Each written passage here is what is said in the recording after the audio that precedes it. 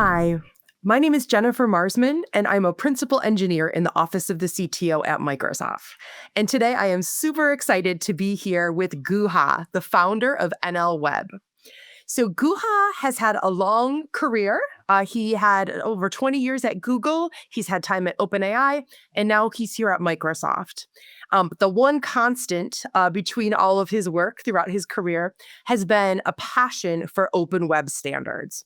Guha is the founder of RSS, of RDF, schema.org, and a lot of other open web standards that you're probably familiar with. So I'm really excited to be able to do a fireside chat with him today and learn a little bit more about NLWeb. So Guha, what is NLWeb? So let me take a step back and explain the context of NLWeb. Um, the idea of being able to just converse with your applications has been around for a very, very long time. In fact, it's what underlies the Turing test. Of course, building these conversational interfaces was beyond the scope of the technology that existed. 2.5 years ago, when ChatGPT first launched, a lot of us assumed that in fairly short order, most websites and most applications, in fact, would have that kind of an interface. Unfortunately, it's still the case that there's probably 3 or 4 places of the web when you could do that, and that's about it. ChatGPT, Copilot, Gemini, Anthropic, and a few others. Um, so what we set out to do was what we realized was that just building these conversational interfaces on top of the completion API is just too difficult.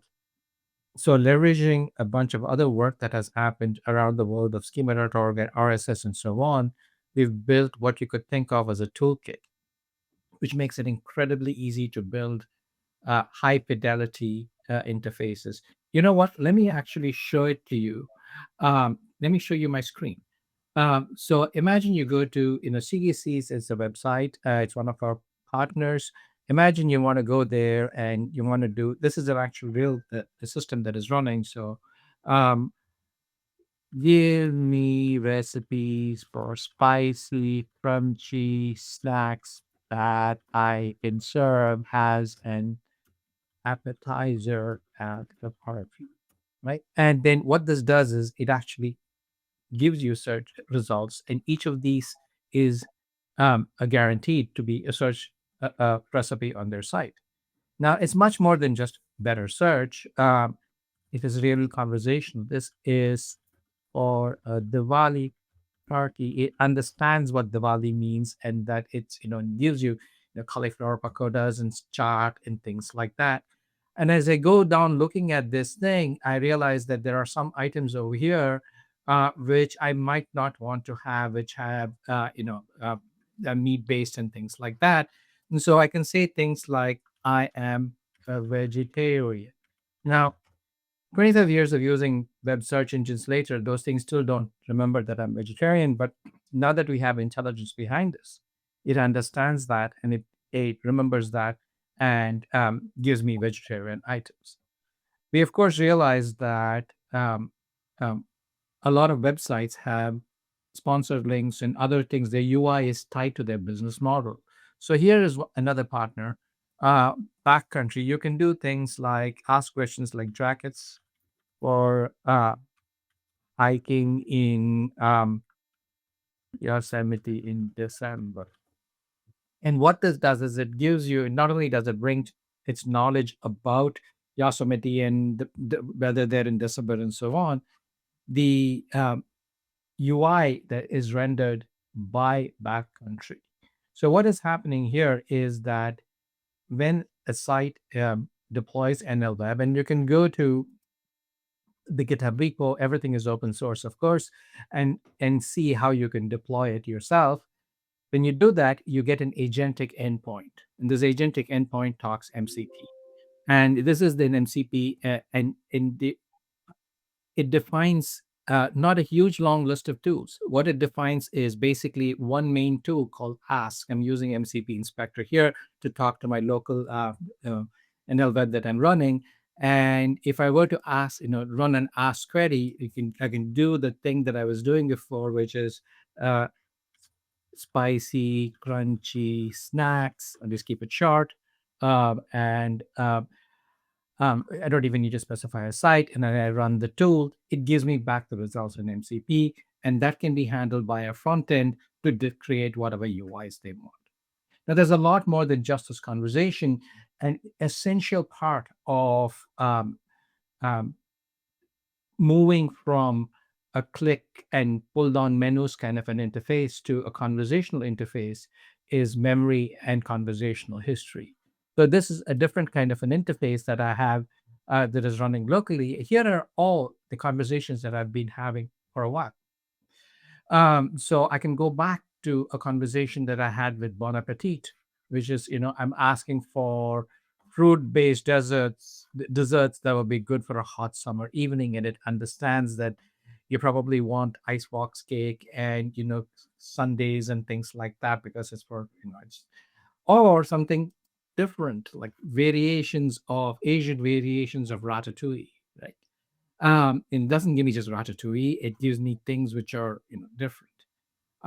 There's also an entire angle where you can do far more complicated things, like I'm going to Seattle and have a spare day. I would like to visit one of the Japanese gardens, perhaps take a cruise, then end the day with some nice vegetarian food. It goes there, pulls together a bunch of queries, etc., and gives me an itinerary. And the interesting thing is, in every one of these things, if I go back and look at Asian variations of ratatouille, or let me actually try a new query over here.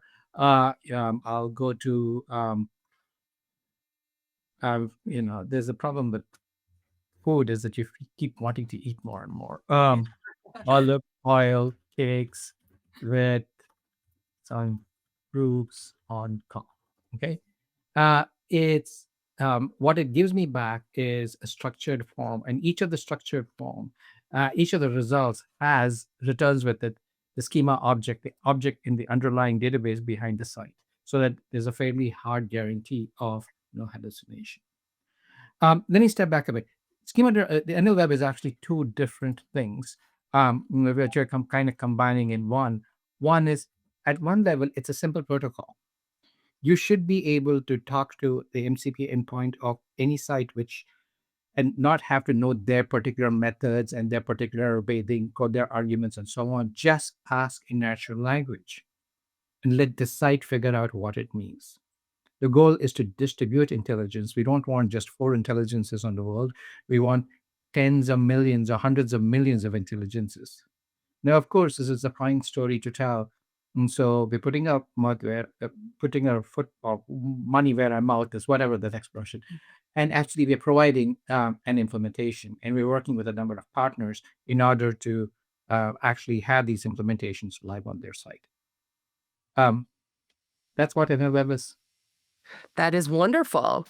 How do you set it up then? If we like, this makes a lot of sense. It sounds like we have NLWeb is the protocol as well as the implementation that we have here on this open GitHub repo.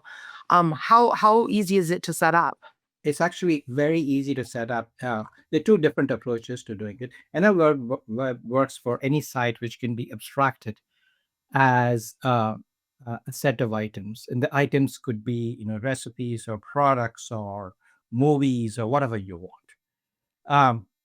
One approach is to basically take definition. So what we do is we take typically schema.org descriptions of these items. Schema.org is a format that is supported by over 50% of the web pages of the web, where they encode the items in a common schema. And it turns out that these LLMs understand schema.org natively incredibly well because they have been trained on that corpus. So you take your schema.org, RSS works just as well, and you put it into a vector database, and then you point your NLWeb server at the vector database. You give it an API key, and then um, it you get a piece of JavaScript that you can put on your front end that gives you the search box. The other method that is just started working actually over the weekend is let me show you with this query over here. I'm going to go to the site called um, Hashi Pottery. I am looking for some flakes that add a lot of character, which may be good for serving vegetables. Kind of a funky query over here, but the interesting thing is what it's doing is that you can see these plates have character. Mhm. Using the MCP search endpoint that Shopify provides, and then essentially creating this layer of middleware on top of that, which is not only does this quality of searches, but is also has conversation history and memory and all of those things. So one approach is just expose an MCP endpoint for basic search for your site, and then just builds on top of that. Or the other is something that many of our other partners are doing is take your database and put it into a vector. Take your database of items, put it into a vector database, and expose it to NLWeb. Got it. All right. So as we think about how NLWeb, so this is an amazing query, by the way. These plates look incredible, and it's really cool that we're kind of leveraging all of Shopify as well. So that's amazing. So as we think about as it is MCP Day here, as we think about how NLWeb relates to MCP, how would you define that? That's an excellent question. So I'll draw and describe that again with analogy to the web. Um, the web has essentially two distinct formats protocols. One is HTTP, the other is HTML. Now, HTTP can be used to transmit pretty much anything. And in fact, every year there is some new object format that comes out. They use HTTP. HTML can similarly go over pretty much any format. I can send it to you via email. I can send it to you, put it up on an FTP server, whatever. But the combination of the two, HTTP and HTML, is what makes it so incredibly powerful. MCP is like HTTP. NLWeb tries to be like HTML, which is it tells you, gives sets expectations, very hard expectations. We go look at this. This is a particular format in which things come back, and a UI component or anything else processing it can expect to get these things. And it knows how to can know how to process it. You can build layers on top of that. Eh, that's Does that answer your question? That does. That makes a lot of sense. So, as we think about the broader agentic web and about kind of this future where we want humans as well as AI to be able to kind of share the web and communicate together, it sounds like NL Web is the way that enables, well, MCP would be a way that enables these LLM powered software to connect to external data sources. And then NL Web is the ability to basically allow website creators to easily expose their websites as MCP servers. And so it all Yes, kind of can work yes, together. it is what they send over MCP protocol. Perfect. That makes it. HTTP is a hypertext text transfer protocol. MCP is model context protocol. These are protocols which are how do servers connect with each other and so on. Um, HTTP doesn't say very much beyond get and post about the actual format, and it's just it's multi-part MIME. Go for it. And the same thing with MCP doesn't tell you anything about the particular method that should be used, etc. And Yeah, it's a good thing to keep these things decoupled, um, so that each of them can go have their own development path. makes Imagine if style sheets and JavaScript and everything were tied into HTTP. That would be a mess, right? yes. I'm glad we didn't go there. And the Yeah. same philosophy here. That makes absolute sense. So I think we have time for one more question. So I wanted to circle back to something I saw in your demo when you wrote about I am vegetarian and it replied, I'll remember that. So will you talk more about like memory and the conversation history? Like where does that live and how does that fit in? So memory is probably one of the most important, and it's the thing which has received least attention, which is most important, because we are the sum of our memories, and the ability of these LLMs and chatbots and so on to perform well is going to depend on our memory. It is also, unfortunately, a place which can form a moat. We want a healthy competition. We want lots and lots of LLMs out there and chatbots over there and agents over there. We don't all want to be dependent just on one. But if all your memory in all your history is going to be sitting with one, that's where you're going to go. And so we're working towards a model where memory, your conversation history, which forms the basis of your memory, is open and is owned by you. When you create a document in Word or Google Docs, Microsoft or Google don't own the document. You own the document. It should be similar with conversations. You are having a conversation, you should own it. Yes, of course, a website might have access to it for serving you and so on. But at the end of the day, you should own it. And the sum of all my memories together with an agent on top of it is who can represent me. So imagine I go to a new website about cooking, right? And that website should be able to get access to my dietary preferences. I don't want to give it my entirety of my conversational history, but imagine an agent sitting on top of my conversational history, and the website can ask that agent, what is Guha's dietary preference?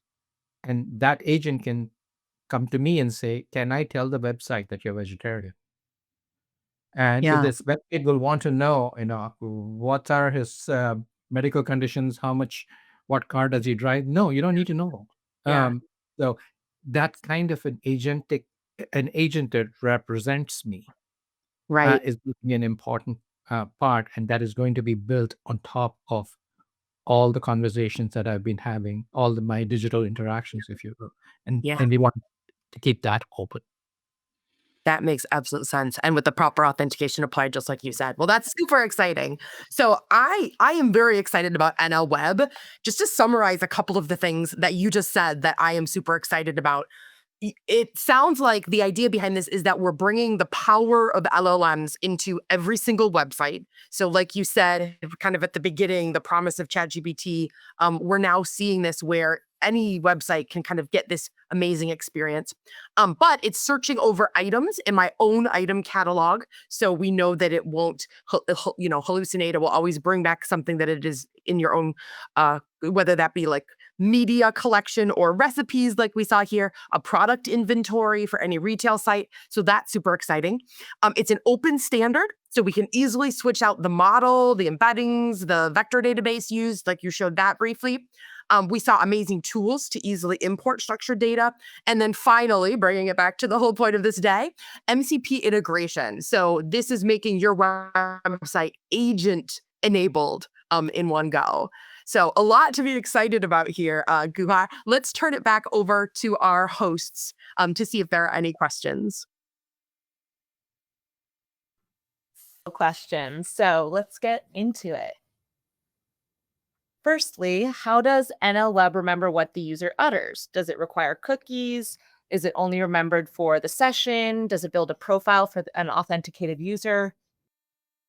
Fantastic question. So, and this actually gets at the heart of where is the memory stored and therefore who owns it. Um, in the current version, it's actually stored locally in the browser because the browser is the most personal thing. And if I'm using Chrome, if I'm using Edge, the browsers may carry my memory from one, if I have multiple computers across computers and so on and so forth.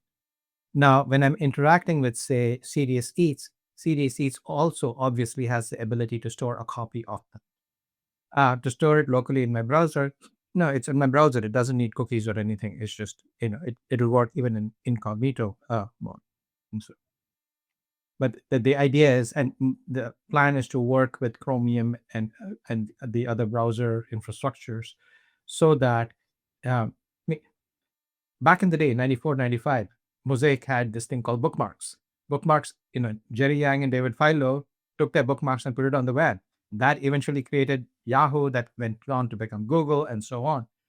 The different aspect of the browser kind of got ignored, which is my browsing history.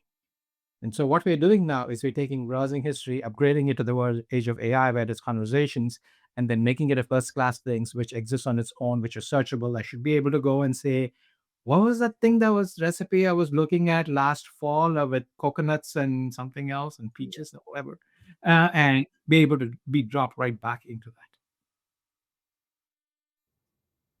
That totally makes sense. Thank you so much.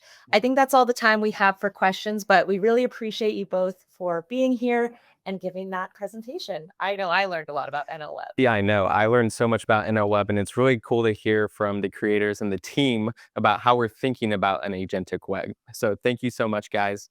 Thank you.